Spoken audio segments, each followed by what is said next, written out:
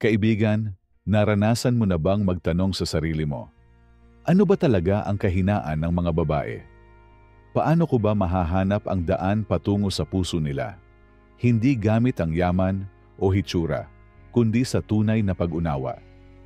Kung gusto mong matutong kumonekta sa mas malalim na antas, hindi sa panlabas na pagpapakitang gilas, kundi sa tahimik, pero mabagsik na paraan, panoorin mo ang video na ito hanggang dulo. Bago tayo magpatuloy sa ating topic for today's video mga kaibigan, kung bago ka dito sa ating channel, maaaring i-comment mo sa baba kung nasa ang lugar ka habang pinapanood mo itong video. At sa mga kapatid natin na muling bumalik sa ating channel, nais kong i-welcome natin ang mga bagong kaibigan sa ating comment section. Kaibigan, kung ikaw ay lalaki na hindi lang naghahanap ng atensyon, kundi tunay na koneksyon, huwag kalimutang mag-subscribe sa channel na ito. Kaibigan, hindi madali intindihin ang babae. At hindi dahil komplikado sila. Madalas, dahil nasanay silang itago ang nararamdaman. Bakit? Dahil ilang beses na rin silang nasaktan. Naging mahina, naging tapat, naging bukas. Tapos iniwan. Kaya ngayon, marunong na silang magtago ng soft side nila. Marunong silang ngumiti kahit hindi masaya. Magpanggap na matapang kahit gusto lang nila ng isang lalaking marunong dumamay at makinig.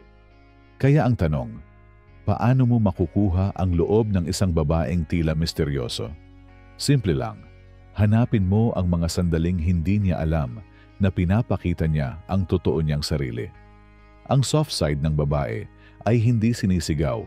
Ito ay unti-unting lumalabas kapag naramdaman niyang ligtas siya sa iyo. Kapag nahuli mong tumitig siya sa isang batang naglalaro, nandoon ang pangarap niyang maging isang ina. Kapag bigla siyang tumahimik sa gitna ng tawanan, nandoon ang mga sugat na hindi niya masabi. Kapag tinulungan niya ang isang matanda, kahit hindi niya kilala, nandoon ang puso niyang may malasakit. Kapag inalala niya kung nakakain ka na, hindi dahil gutom ka, kundi dahil gusto ka niya.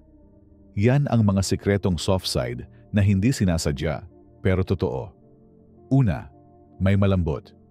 Silang puso sa mga maliliit na bagay. Hindi mo kailangang magregalo ng mamahaling alahas. Minsan, isang matiyagang, "Kamusta ka?" tuwing gabi ay sapat na para mapasmile siya. Ayon kay Marcus Aurelius, "Very little is needed to make a happy life. It is all within yourself, in your way of thinking." Ang simpleng effort mo na may consistency, iyon ang bumubuo ng koneksyon. Pangalawa, natutunaw sila sa lalaking marunong makinig. Hindi ka dapat maging solusyon palagi sa problema nila. Minsan, gusto lang nila ng makikinig ng walang panghuhusga. Ang pagiging present ay isang uri ng pagmamahal na bihirang maramdaman sa panahong ito. Pangatlo, malambot ang loob nila sa mga lalaki na may respeto sa kanilang space. Ang babaeng ginagalang ay babaeng napapalapit. Ang hindi pagpilit ay isang senyales ng maturity. Ayon kay Marcus Aurelius, ang pinakamahusay na paghihiganti ay maging tulad niya na nagkasala. Ibig sabihin, kahit pa inaayos ka niya, huwag mong tapatan ng pilit o puwersa. Ipakita mong iba ka, tahimik, pero may disiplina. Pang-apat, nahuhulog sila sa lalaking marunong magpakita ng emosyon sa tahimik na paraan. Hindi mo kailangang i-post sa social media lahat ng ginagawa mo para sa kanya. Ang pagiging sincere, kahit walang camera, ay mas malalim ang tama. Panglima, soft spot nila, ang lalaking marunong mag-alaga sa maliit na bagay. Kahit simpleng paalala na, "Kumain ka na ba?" ay may epekto. Doon nila nakikita kung paano ka magiging sa mas seryosong relasyon. Hindi mo kailangang maging savior. Kailangan mo lang maging tunay. Pang-anim, nahuhulog sila sa lalaking may pangarap. Pero tahimik lang. Hindi mo kailangang ikwento araw-araw na gusto mong yumaman. Basta makita niyang nagsusumikap ka, kahit walang papuri, doon siya mabibighani. Ayon kay Marcus Aurelius, waste no more time arguing about what a good man should be. Be one. Pangpito, malambot ang puso nila sa lalaking marunong maghintay. Ang hindi agad-agad nagpupumilit ay mas pinapahalagahan. Kapag nakita nilang marunong kang mag-antay at hindi ka nagmamadali, doon sila nahuhulog kasi naiiba ka. Pangwalo, nagiging mahina sila sa lalaki na may sense of humor. Pero may lalim. Hindi lang puro pa-cute. Yung tipong napapatawa mo sila, pero alam nilang matino ka kausap. Kahit gaano ka pa kapogi, kung wala kang lalim, mawawala rin ang interes nila. Pangsyam, nahuhulog sila sa lalaki na marunong humawak ng emosyon. Kung kaya mong kontrolin ang galit, lungkot, at inggit, hindi mo sila nilalabas ng walang filter. Mas napapalapit sa iyo ang babae. Ito ang tahimik pero mabagsik na mindset. At pang-10, soft spot. Nila ang lalaki na may paninindigan sa panahon ng kahirapan. Kapag nakita nilang di ka sumusuko kahit hirap ka at hindi mo pinapasa sa iba ang bigat ng mundo mo, doon ka nila iniidolo. Kasi sa panahon ngayon, ang tunay na lalaki ay bihira. Ayon kay Marcus Aurelius, "You have power over your mind, not outside events. Realize this, and you will find strength."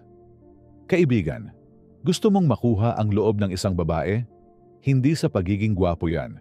Hindi rin sa mga mamahaling regalo. Ang sikreto, pansin, pag-unawa, at respeto. Ang mga babae, mahuhulog ang loob sa lalaking may lalim. Yung marunong makinig sa mga kwentong paulit-ulit nilang sinasabi. Yung lalaking hindi lang nakatingin sa katawan nila, kundi sa pagkatao nila. Yung marunong humawak ng kamay, pero mas marunong humawak ng emosyon. Yung hindi basta-basta sumusuko kapag medyo mahirap silang basahin. Ang soft side ng babae, kaibigan, ay parang bulaklak sa disyerto. Hindi mo siya pipilitin mamukadkad.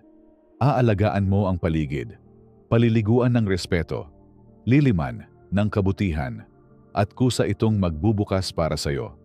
Ayon kay Marcus Aurelius, "Waste no more time arguing what a good man should be. Be one." Hindi mo kailangang ipilit ang sarili mo para sa kanya. Maging mabuting tao ka. At kung siya ay babae ring may lalim at puso, siya na mismo ang lalapit at magbubukas sa'yo. Hindi mo kailangang baguhin ang sarili mo para lang mapansin ng babae. Ang kailangan mo lang ay mas malalim na pag-unawa sa sarili mo at sa kanya. Ang tunay na koneksyon ay nagsisimula sa tahimik na pagmamasid at tapat na intensyon. Kung gusto mong makuha ang loob ng isang babae, simulan mo sa paggalang sa loob mo. Kaibigan, ngayon na alam mo na ang mga sikretong soft side ng mga babae, may tanong ako. Handa ka na bang gawing mas lalim ang diskarte mo? Hindi paramihan ng salita kundi patunayan sa tahimik na paraan. I-comment mo sa baba kung alin sa 10 ito ang pinaka-nakarelate ka at pag-usapan natin. At kung gusto mo pa ng mas maraming Stoic advice, Tagalog, love mindset tips, at tahimik pero bagsik motivation, huwag mong kalimutang mag-subscribe sa channel na ito. Tandaan mo, do it silently. Let the result do the talking. Ang tunay na koneksyon ay hindi sigawan. Ito'y bulong na ramdam hanggang puso.